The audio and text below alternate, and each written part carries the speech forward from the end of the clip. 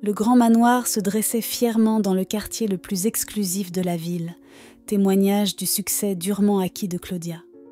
Depuis ses hautes fenêtres, elle contemplait le vaste domaine, se remémorant les innombrables nuits blanches et les sacrifices qui avaient jalonné son ascension vers les sommets. Elle était riche, influente et respectée. L'incarnation même d'une femme accomplie. À ses côtés se tenait Andrew, son mari, dont l'expression reflétait sa satisfaction. Bien qu'une lueur d'inquiétude persistât dans son regard, un détail que Claudia ne remarqua pas. « Est-ce cela qu'ils appellent le paradis sur terre ?» demanda Andrew d'une voix soigneusement neutre. Claudia sourit, lui prenant la main. « Oui, Andrew, c'est tout ce dont j'ai toujours rêvé. Et ce n'est que le début. » Claudia avait bâti son empire avec une détermination sans faille. Le travail avait été son moteur, son pouls, son souffle même. Andrew admirait cela chez elle, sa discipline, son ambition. Pourtant, derrière cette admiration, autre chose bouillonnait en lui, une faim insatiable de quelque chose de plus. « Sortons dîner ce soir », suggéra Claudia, une rare note de légèreté dans sa voix.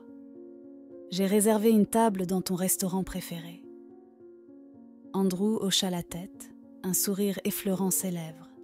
Mais il manquait quelque chose dans son regard, une absence de joie véritable. Tandis que Claudia ajustait ses boucles d'oreilles devant le miroir, Andrew jeta un coup d'œil furtif à son propre reflet, masquant rapidement l'éclat de ressentiment qui traversa ses yeux. L'univers de Claudia gravitait autour des affaires.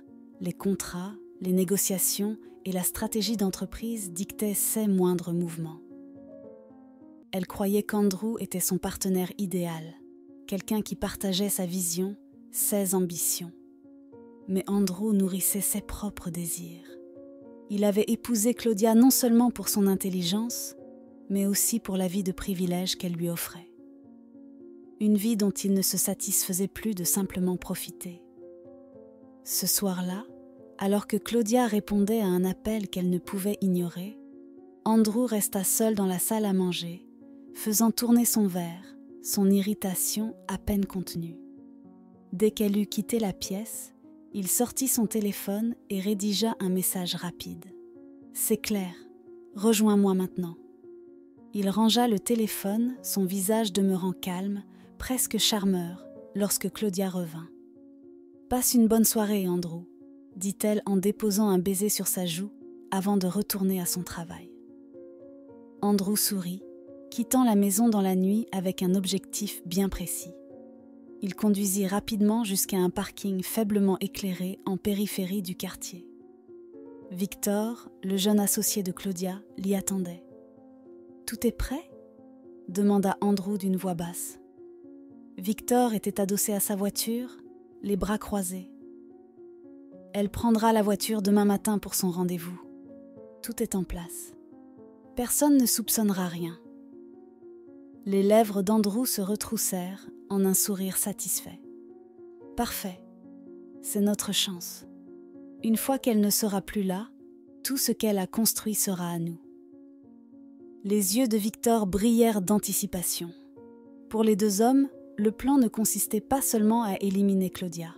Il s'agissait de s'emparer de son empire. Claudia faisait entièrement confiance à Victor, lui donnant accès à chaque aspect de son entreprise. Cette confiance lui avait permis de saboter les freins de sa voiture, rendant l'accident aussi tragique qu'inattendu. « Et après ?» demanda Victor avec prudence. « On reste simple ?» répondit Andrew. « On pleure, bien sûr. Mais je reprendrai tout en main immédiatement.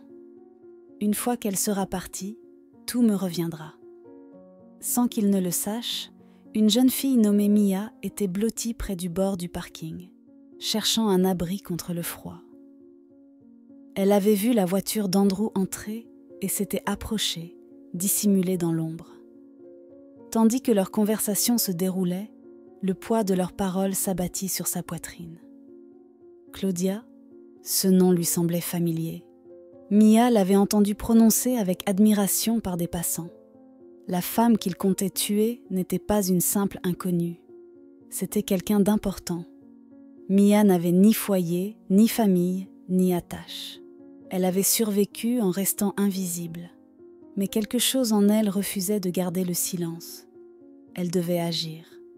Le lendemain matin, alors que Claudia se préparait à partir pour son rendez-vous, Mia s'installa devant les grilles du manoir, arpentant nerveusement le trottoir. Lorsqu'elle aperçut la voiture élégante sortir de l'allée, elle courut vers elle, agitant frénétiquement les bras. Claudia freina brusquement, baissa la vitre avec un mélange d'agacement et de curiosité. « Que fais-tu ici » demanda-t-elle sèchement. « Je dois vous parler. »« C'est à propos de votre sécurité » répondit Mia, sa voix tremblante mais pressante. Le front de Claudia se plissa. « Tu as une minute ? Parle. » Mia inspira profondément.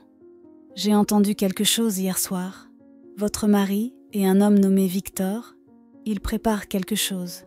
Ils ont trafiqué votre voiture. Ils veulent faire croire à un accident pour pouvoir tout vous prendre. » Claudia la fixa, incrédule. « C'est absurde. Jamais mon mari ne ferait. »« S'il vous plaît, » l'interrompit Mia avec désespoir. « Vérifiez juste les freins avant de partir. Si j'ai tort, très bien. Mais si j'ai raison... » Quelque chose dans l'urgence brute de Mia fit hésiter Claudia. Contre son instinct, elle appela son mécanicien pour qu'il inspecte la voiture.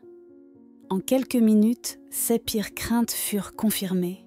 Les freins avaient bien été sabotés. Un frisson glacé parcourut l'échine de Claudia. L'homme en qui elle avait placé sa confiance la plus absolue l'avait trahie. Se tournant vers Mia, Claudia dit « Monte dans la voiture, il faut que nous parlions. » Mia hésita, puis grimpa sur le siège passager. Claudia conduisit jusqu'à un endroit isolé où elle pourrait parler librement. Tandis que Mia racontait tout ce qu'elle avait entendu, l'esprit de Claudia s'emballait. La trahison était profonde, mais elle allumait également en elle une flamme ardente. « Tu as fait quelque chose d'incroyablement courageux, » dit Claudia enfin. « Maintenant, j'ai besoin de ton aide. » Ensemble, elles élaborèrent un plan. Un plan qui exposerait Andrew et Victor, tout en s'assurant qu'ils paient pour leur trahison. Claudia agit rapidement. Elle contacta son avocat, révisant son testament pour empêcher Andrew d'hériter de quoi que ce soit en cas de décès suspect. Elle organisa également un faux accident, donnant l'illusion que le plan d'Andrew avait fonctionné.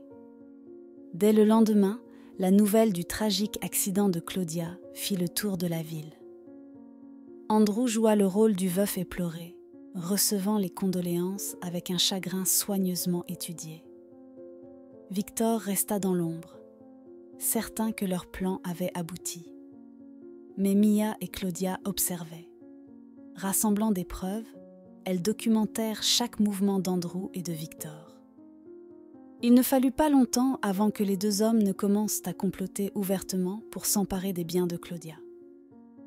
Le coup de grâce arriva lors de la lecture du testament, lorsque leurs espoirs s'effondrèrent en entendant la nouvelle clause les empêchant d'hériter de quoi que ce soit. Avant qu'ils ne puissent réagir, Claudia entra dans la pièce, bien vivante. Un frisson de stupeur parcourut l'assemblée. « Vous êtes surpris de me voir ?» demanda-t-elle d'une voix calme mais glaciale. Andrew balbutia, son masque tombant. Victor resta figé, le visage livide. Claudia exposa chaque détail de leur trahison. Lorsque la police arriva, les deux hommes étaient résignés à leur sort. Une fois la tempête passée, Claudia se tourna vers Mia. « Tu m'as sauvé la vie, » dit-elle. « Je ne l'oublierai jamais. » Claudia offrit à Mia une place dans sa maison, une chance de bâtir un avenir meilleur. Avec le temps, un lien se tissa entre elles, fondé sur la confiance et la résilience. Claudia apprit à Mia comment naviguer dans le monde, tandis que Mia rappela à Claudia la puissance de la loyauté et du courage. Ensemble, elles tournèrent sur la page vers un nouveau chapitre, à jamais transformé par les événements qui les avaient réunis. Pour Claudia, c'était une occasion de reconstruire, non seulement son empire, mais aussi sa foi en l'humanité.